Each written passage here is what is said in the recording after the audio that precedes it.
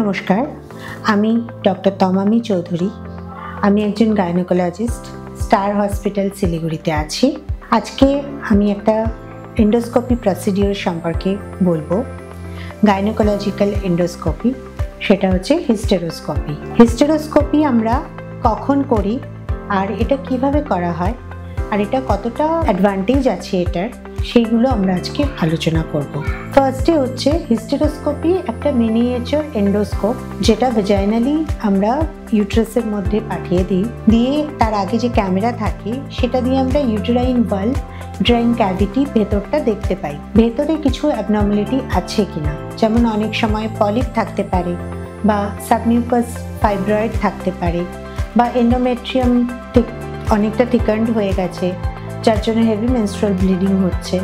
সেগুলো আমরা হিস্টেরোস্কোপ দিয়ে দেখতে পারি। এটার অ্যাডভান্টেজ হচ্ছে অ্যাট দ্য সেম সিটিং একই সাথে আমরা ডায়াগনোসিস করতে পারি, প্লাস ট্রিটমেন্টও করতে পারি। ট্রিটমেন্ট কখন করতে পারি? যদি পলিপ থাকে তাহলে আমরা একই সিটিংয়ে পলিপেক্টমি করে দিতে পারি, বা যদি সাবমিউকাস ফাইব্রয়েড থাকে তাহলে হিস্টেরোস্কোপি দিয়ে মায়োমেক্টমিও করে দেওয়া যায়। মানে মায়োমেক্টমি মানে ফাইব্রয়েড রিমুভাল সার্জারি যেটা হয়, সেটাও করে দেওয়া যায়। এবার হিস্টেরোস্কোপি আমরা কখন করব? যদি কোনো পেশেন্টের পারসিস্টেন্ট ইন্টারমেনস্ট্রুয়াল ব্লিডিং হয়।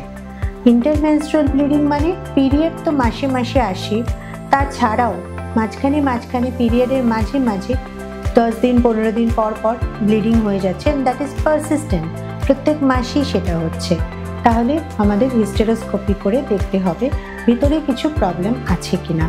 যদি কারো হেভি মেনস্ট্রুয়াল ব্লিডিং হয়, ভীষণ ব্লিডিং হচ্ছে, অনেকটা লেন্দি পিরিয়ড আছে, অনেক দিন ধরে চলছে, অনেক হেভি ব্লিডিং হচ্ছে, তাহলেও আমাদের হিস্টেরোস্কোপি করে দেখা উচিত। থার্ড হচ্ছে, যদি কোনো পোস্ট মেনোপজাল পেশেন্ট হয়, যার মেনোপজ হয়ে গেছে তারপরেও ব্লিডিং শুরু হয়ে গেছে, তখনও আমাদের হিস্টেরোস্কোপি করে দেখতে হয় যে ভেতরে এন্ডোমেট্রিয়াম ঠিক আছে কিনা, বা এন্ডোমেট্রিয়ামে কোনো প্যাথোলজি আছে কিনা। এবার হিস্টেরোস্কোপির সময় আমরা ডায়াগনোসিসও করতে পারি, প্লাস ট্রিটমেন্টও করতে পারি। এবার আমি বলবো যে হিস্টেরোস্কোপি করার জন্য কি কি করতে হয়। ফার্স্টে আপনাকে গাইনোকোলজিস্টকে দেখাতে হবে যে আপনার হিস্টেরোস্কোপির দরকার আছে কিনা। তারপরে যেদিন আমরা হিস্টেরোস্কোপি করব, সকালে আপনাকে অ্যাডমিট হতে হবে। অ্যাডমিট হওয়ার পর আপনাকে একটা অ্যানালজেসিয়া দেওয়া হবে। অ্যানাস্থেশিয়া ইউজুয়ালি আমরা দিই না, ভ্যাজানোস্কোপিতে করা হয়। ভীষণই অ্যাডভান্টেজিয়াস এটা একটা প্রসিডিওর। আর সেকেন্ড হচ্ছে, এটাতে সেরকম পেইনও হয় না, পেশেন্ট নিজেও দেখতে পায় স্ক্রিনে যে কী প্রবলেম আছে তার।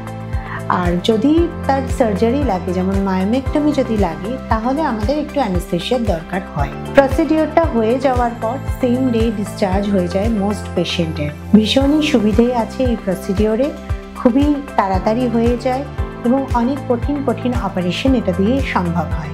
আপনাদের যদি কারো এই বিষয়ে কোনো কোয়ারিজ থাকে, তাহলে অবশ্যই আপনি আমার সাথে যোগাযোগ করতে পারেন। Thank you.